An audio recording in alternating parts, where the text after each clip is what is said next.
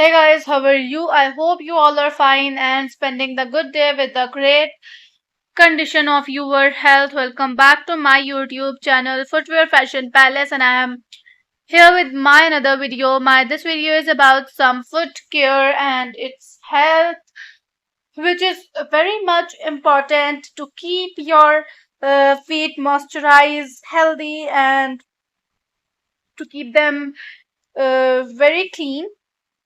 And watch this video till the end, and don't forget to subscribe the channel. And foot care and health are crucial aspects of overall well-being that often get overlooked until problem arise. Proper foot care involves regular washing, drying especially between the toes to prevent fungal infections, and moisturizing to keep skin healthy and prevent cracks.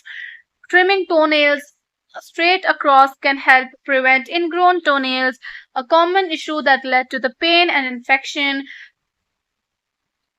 Wearing shoes that fit well and are appropriate for the activity that prevent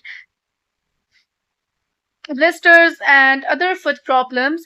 For people with diabetes, foot care is especially crucial due to risk of complication during neuropathy and poor circulation, which can lead to serious infection, and if not managed properly.